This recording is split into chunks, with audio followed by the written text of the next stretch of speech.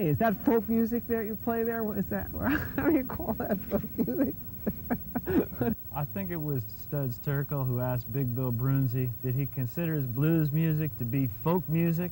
And Big Bill says, well, never heard no horses.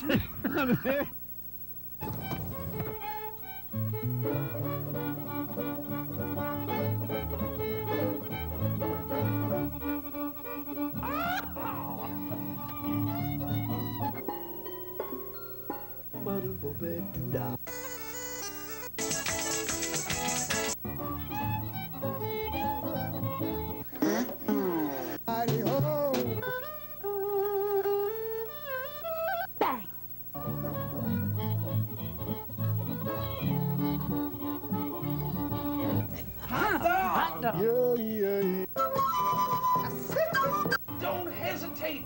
It could be your ticket to a new tomorrow.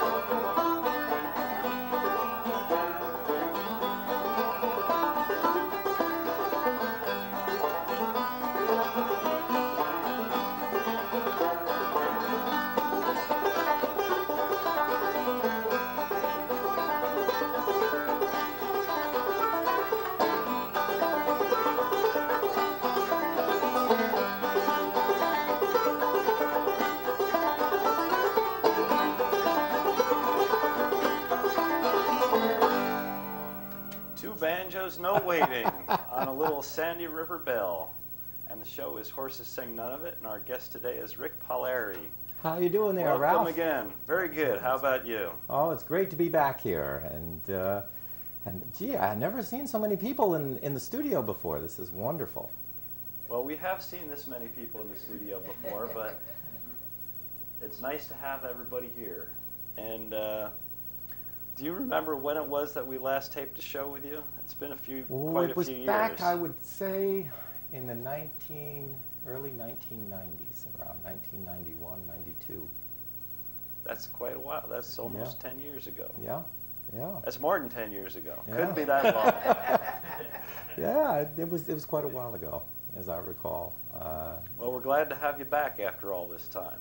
Well, you know, it's really great to come back to New Jersey, Ralph. I mean, of course, this is where I started out.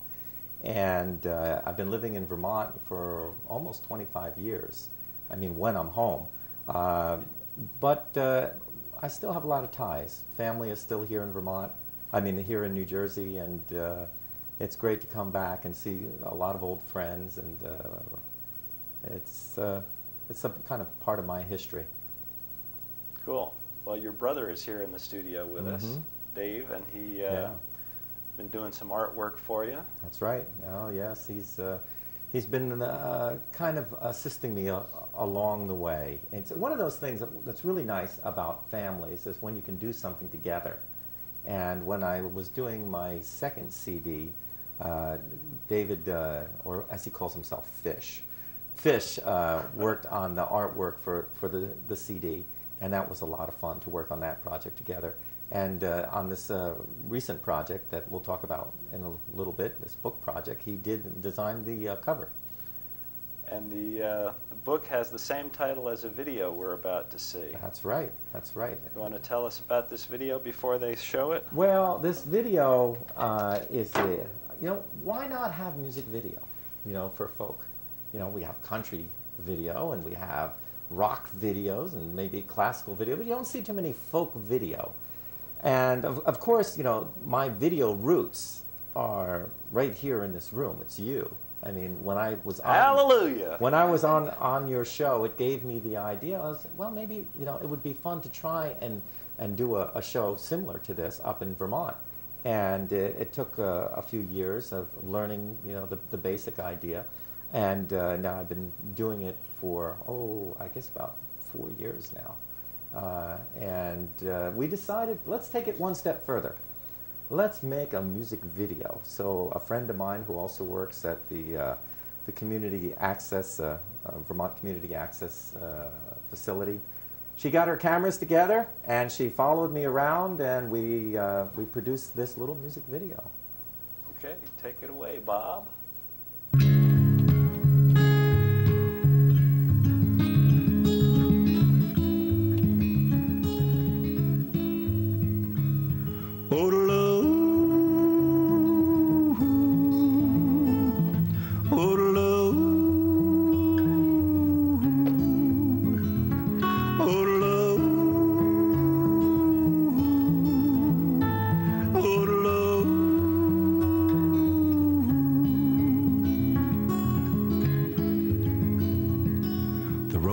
Is my mistress, siren of darkness, cloaked in black midnight, she bids me from home.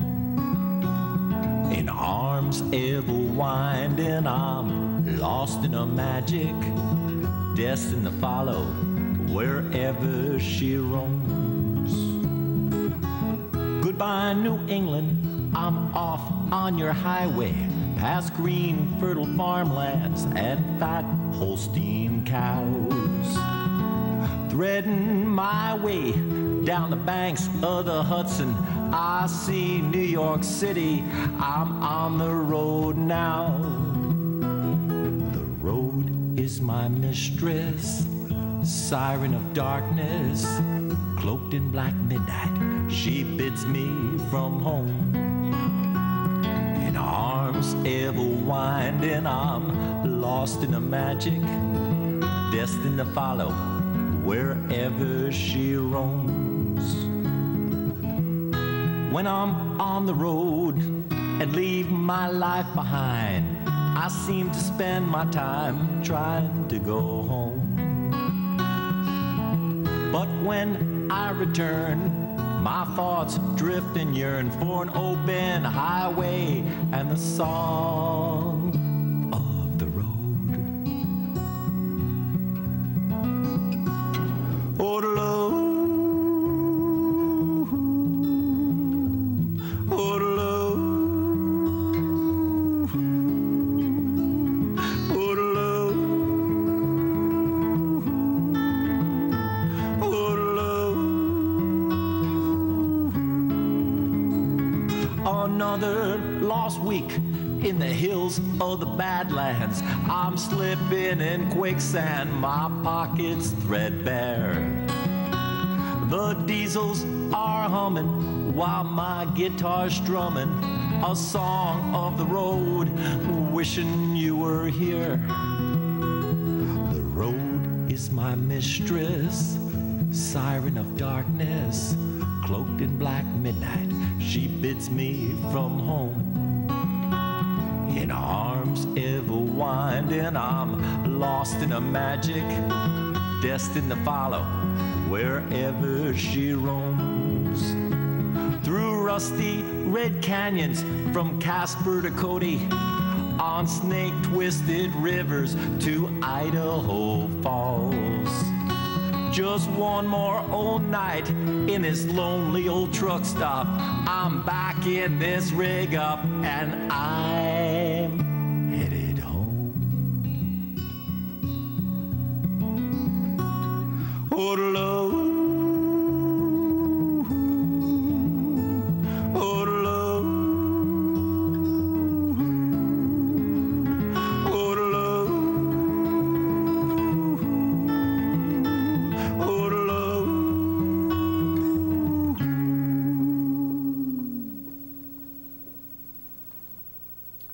Well, that's some real fine yodeling in that video there, Rick. I really like that yodeling. Well, you notice that there was no one around, you know, when we did most of this, so that you can feel free to yodel. You know, whenever you yodel, you really need no one around, especially when you're learning, you know that. You won't be driving anybody away if you Sing when there's nobody there, eh? That's right. Well, I learned how to yodel with one of those little tapes with Kathy Fink and Marcy Marcer, how to yodel. And I was doing this tour of North Dakota, and I'd shove that tape in, and there was nobody around. I'd be yodeling my head off in the car, and eventually I learned how to yodel. I never thought I would be able to do it, but it's not that hard to do. You just need a lot of practice. So we were going to talk about this book that's by the same title that's about to be published, and with cover artwork by your dear brother. That's right, right. He was the one who figured out this neat idea of sticking a road map on my banjo head, and I think it's a fantastic cover. You know, Ralph, I'm not one of those people who had a dream of being a writer. In fact, I was one of those kids who never had a pencil. You probably know this kid. The teacher would say, Rick, where's your pencil? Where's your pencil, I never Rick? had a pencil. I never had a piece. I was not a scholarly student, and the idea of writing was not on the top of my agenda, ever. So it's a big surprise to me that I started writing for Sing Out magazine and all these other magazines, because I never wanted to be a writer. And then, you know, so many people kept asking me, well, when are you going to write a book? And finally, I said, well, why not give it a try? So it took 2.5 years to put this book together. And I've had so much help with all kinds of volunteers, like my brother working on the cover, Pete Seeger being my first proofreader. Pete read through it and wrote a little blurb on the back, and Utah wrote the forward. And there's all kinds of wonderful people who helped out. So while it's a story about me, I feel like I'm sort of like the host that takes people on a journey of a young boy's ambition to be a singer. And what does that mean? I mean, what do you need to do to become a singer of this kind of music that we call folk? And so you see that whole, you know, journey, and that journey takes you from, you know, over where I grew up in East Brunswick, New Jersey, out to the hills of Poland, where I learned music from the mountaineers, then traveling around America, where I played at over 1,000 schools, sitting in sweat lodges with Kevin Locke, the Native American, learning how to play the flute, being with gypsies out in Scotland and being in their caravans, and cowboys out in Idaho learning how to rope and ride. It's a lot more than, you know, just picking up an instrument and learning how to play. This is really about, you know, a life change, you know, and you know the same thing about playing this music, how it changed your entire life from what you were to what you are today. You know, it's not like a lot of music that we listen to on the radio. We turn on the radio and we listen to it as a background kind of thing. But when people get involved with the people's music, with folk music, it has this kind of magical feeling that changes us, and we become sometimes something different than we ever imagined. And that's what this book is all about. Cool. You want to sing about it instead of talking about it some? Sure, I can sing about it. I can do this song here on this guitar. You also become mighty affected when you play this kind of music. You end up talking different, and God knows what. You know, I don't know what it is about it. It just changes you in all kinds of ways. And it's not something that you consciously think that it's going to happen to you. You know, but before you know it, everybody's going, boy, he's talking different. He doesn't sound like he's from East Brunswick, New Jersey anymore. Well, that's okay. I think that's part of the transformation. You have that harmonica? I think I do. This is a song that I wrote for a hobo, and his name is Frog. Now, Frog is one of the hobo kings. There's hobo kings and hobo queens. They have the big election out in Britt, Iowa. And when I first went out there, it was because Utah Phillips wanted me to meet some of these old-time hobos, and I got to be friends with a lot of them. And this one Frog in particular had an interesting story. He got his moniker, or his nickname, from the way he used to jump onto a moving boxcar. But he's not doing too well these days, and everyone's worried that Frog is going to catch the westbound. Now, that's what the old hobos use when they mean catching that little last train up to heaven. And so it was about 2 years ago. I was just about to head on tour over to England, and I got an email from my hobo friends, because all the hobos are online. And they told me that old Frog, he had caught the westbound. I felt so bad, I wrote this song about it. And then a few days later, I was over there in London, and I got back an email, and it told me that they had this big celebration for Frog, and all of his friends came. They read poetry, they sang songs. In the middle of the ceremony, they got a telephone call from guess who? Frog. He's wondering while everybody's gathered together, and he wasn't invited. Well, everyone was in shock, because they really thought he was dead, and they couldn't understand. They said, Frog, we thought you caught the westbound. We thought you were dead. He said, no. He goes, I didn't die. I got rolled. He said, somebody stole my wallet when I was in Boston. And they went onto a bus in North Dakota, and they died. And when the cops found them, they thought it was me. They called up everybody that I knew and told them I was dead. He said, no, I'm not dead. He said, I didn't catch the westbound. He said, but now I know what my funeral will be like. So here's that song.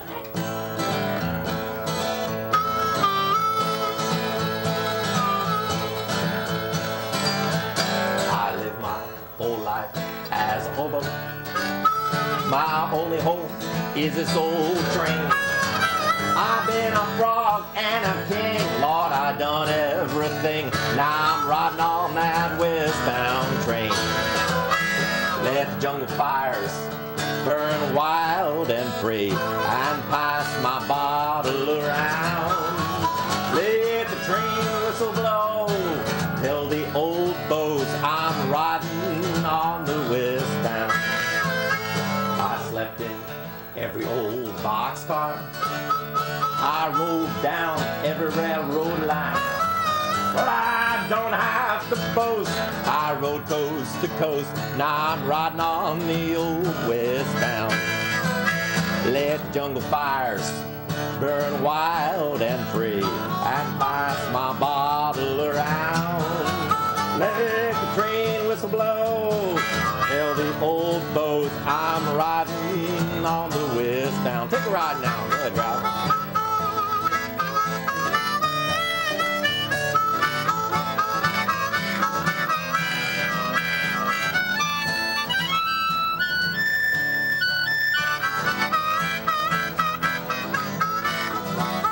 Light a candle at the back of my boxcar and gather my good friends around.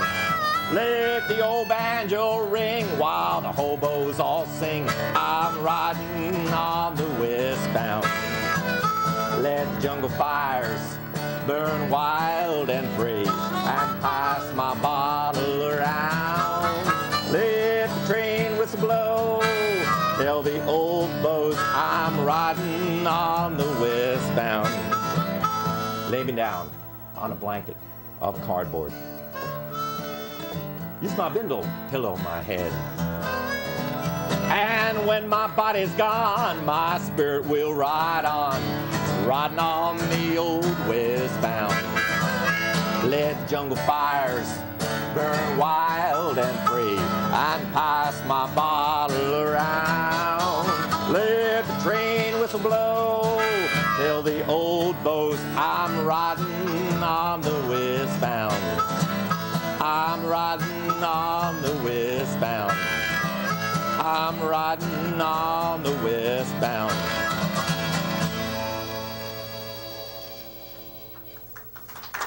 All right.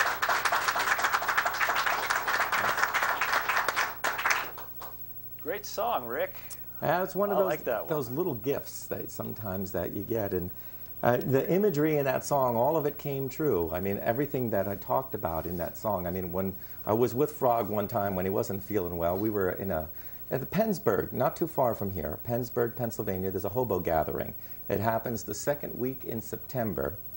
And Frog came down out of the hospital. He pulled a intravenous out of his arms. He was in the hospital, wasn't feeling well. He came down and he didn't have enough strength to really enjoy himself. So we went in the back of a boxcar and we laid out a big blanket of cardboard, and he was laid down there, and we put train lanterns all around him, and we did a private concert for Frog in the back of that boxcar.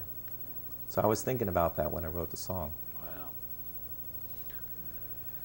It's, you know, one of those things that you when you start kind of living what you sing about, it's so much more important. It took me a long time to understand that. You know, growing up here in New Jersey, I read all the books about folk music, and I listened to the Woody Guthrie, and I went to sleep listening to Leadbelly every night as a teenager, and started meeting some of the famous people, and I really thought I knew what folk music was about.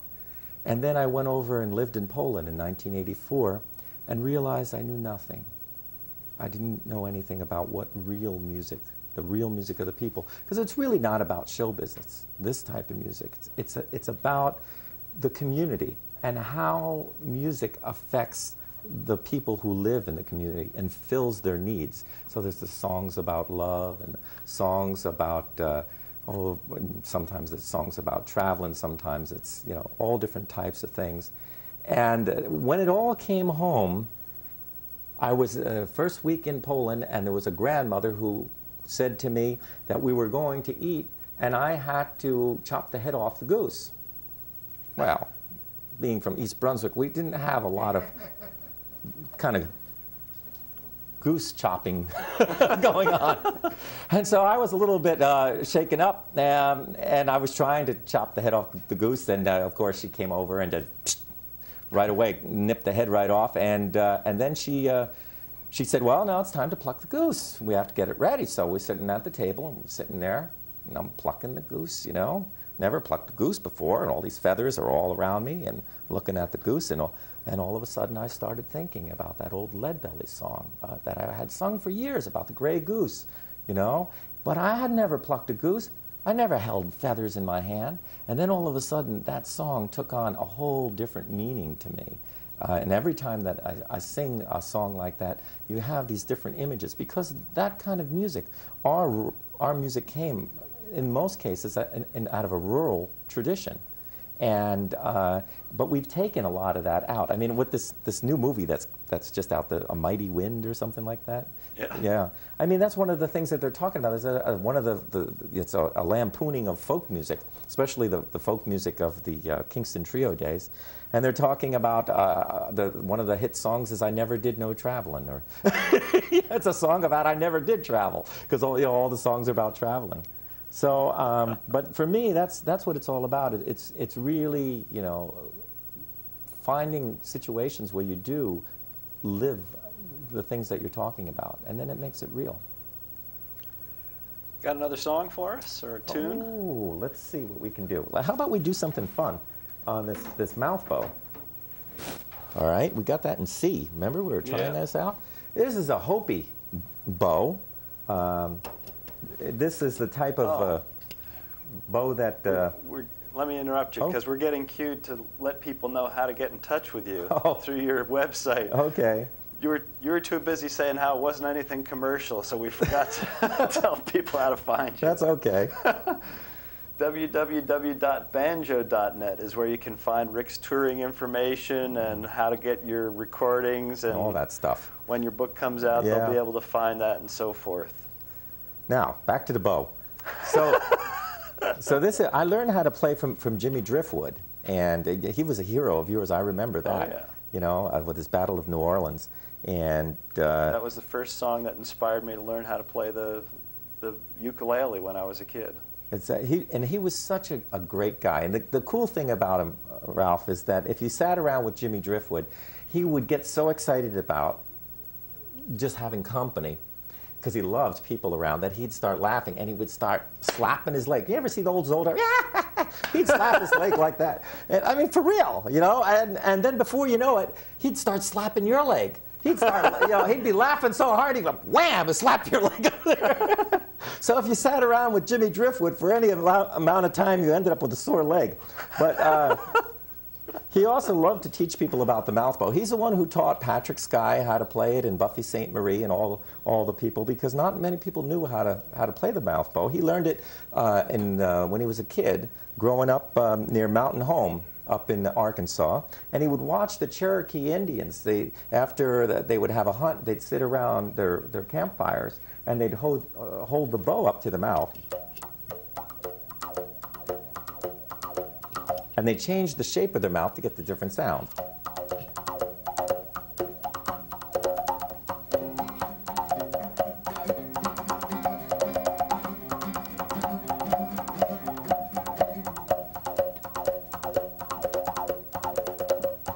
Did you ever go to meet Uncle Joe, Joe? Did you ever go to meet Uncle Joe, Joe? Did you ever go to meet Uncle Joe, Joe? Don't mind no weather when the wind don't blow. Hop high, lady, the cake's all dough. Hop high, lady, the cake's all dough. Hop high, lady, the cake's all dough. Don't mind no weather when the wind don't blow.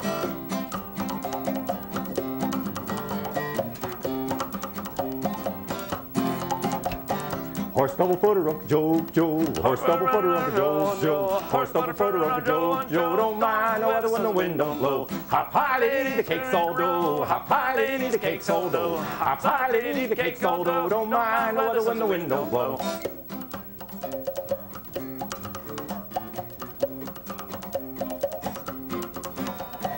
Ever go to meet Uncle Joe, Joe? Ever go to meet Uncle Joe, Joe? Ever go to meet Uncle Joe, Joe? Don't mind the weather when the wind don't blow. Hop high, lady, the cake's all dough. Hop high, lady, the cake's all dough. Hop high, lady, the cake's all dough. Don't mind the weather when the wind don't blow.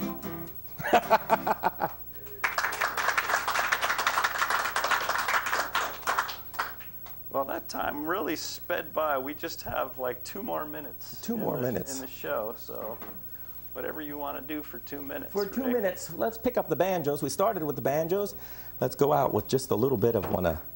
The International Banjo Players Handshake Song. We can do the old Cripple Creek. It's a song that no matter where you travel in the world, you find a banjo player, you can sit down and play a song together.